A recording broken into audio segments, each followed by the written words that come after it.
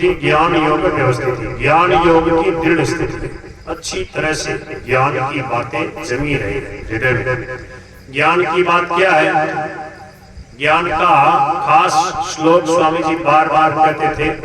दो श्लोक ज्ञान के नामी है। एक तो क्या है, साधन का है, और एक सिद्धि का है। ज्ञान के साधन का सबसे विशेष श्लोक कौन सा है? दूसरे अध्याय का 16। स्वामी जी ज्यादातर इसकी सुबह व्याख्या करते हैं। ना सतो विद्यते भावो ना भावो विद्यते सतः। असत की सत्ता नहीं है और सत का कभी भाव नहीं होता। सत सदा रहता। परमात्मा अविनाशी सच्चिदानंद घन ब्रह्म सदा एक रस रहते हैं, और शरीर संसार असत है, ये नहीं रहता। और इसमें जिसकी स्थिति हो जाती है, नाशवान की आसक्ति छोड़कर जो सत स्वरूप में तत्व का अपने साक्षात्कार, भगवत स्वरूप का सच्चिदानंद अपने आत्मा का साक्षात्कार कर लेता है, उसकी स्थिति क्या हो जाती है? उसकी स्थिति का नामी श्लोक है 18वें अध्याय का 17वां श्लोक। याद कर लो, 18 का 17। 18 में एक कम कर दिया तो कितने बचे? 17। 18वें अध्याय का 17वां श्लोक। यस्य नाहं कृतो भावो बुद्धिर्यस्य न लिप्यते हत्वापि सैमान् लोकान् न हन्ति न निबध्यते। इसका अर्थ क्या हुआ?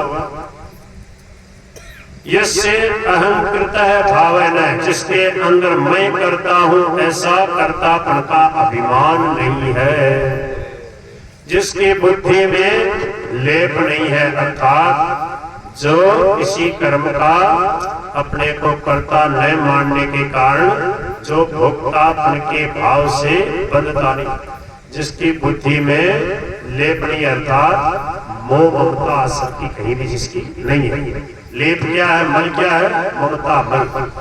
तो मोह ममता आसक्ति से जो रहित है, ममता और अहमता खास बात, मैं करता हूं और मेरा कुछ है, ये अहमता ममता जिसके नहीं है। यस्य नाहं कृतो भावो बुद्धिर्यस्य न लिप्यते हत्वापि सैमान् लोकान् न हन्ति न निबध्यते। सारे संसार के लोगों को, संपूर्ण लोगों को मार डाले तो कि न तो मारता है न बनता।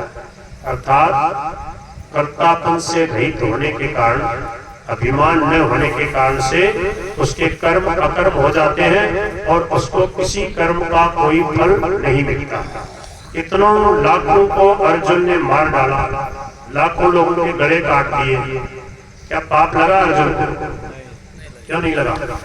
अधर्म के पक्ष में लोग खड़े थे और धर्म युद्ध था, और स्वयं भगवान कह रहे, अर्जुन कह रहा बोले मैं इनको मारूंगा तो मेरे को पाप लगेगा, मेरे काका ताऊ भाई भतीजे हैं, गुरुजी हैं, दादाजी, आचार्य पितरः पुत्राः दैवच पितामहः मातुला मामे ससुरा ससुर है, शाला सारे संबंधी है, संबंधी लोग।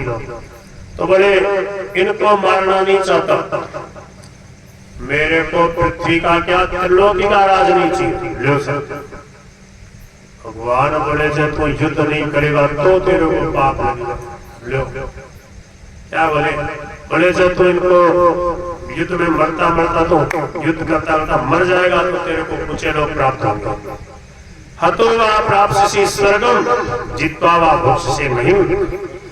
इसलिए तस्माद् उत्तिष्ठ कौन्तेय युद्धाय कृत निश्चयेन। तो ज्ञान योग में स्थिति हो गई, ज्ञान की बातें जब सही ढंग से समझ में आ गई तो फिर उसका आग्रह मिट गया। पहले कह रहा था अर्जुन बोले मैं युद्ध नहीं करूंगा। क्या समझे मोरदास? अर्जुन भगवान मोरदास का बेटा, भगवान अर्जुन जो है, अर्जुन का रथ हाँक रहे, अर्जुन रथ लेके आया और भगवान से कह रहा है कि दोनों सेनाओं के बीच में मेरे रथ को खड़ा करो, मैं देखता हूँ मेरे से दो दो हाथ करने वाले कौन है। स्वामी जी अपनी भाषा में कहते बोले देखता हूँ किसकी माँ ने सूट खाई है, कौन मेरे सामने आता है। युद्धे प्रिय चिकित्सा बोले कि दुर्योधन के युद्ध में प्रिय करने की इच्छा वाले कौन है, इनको देखो तो सही।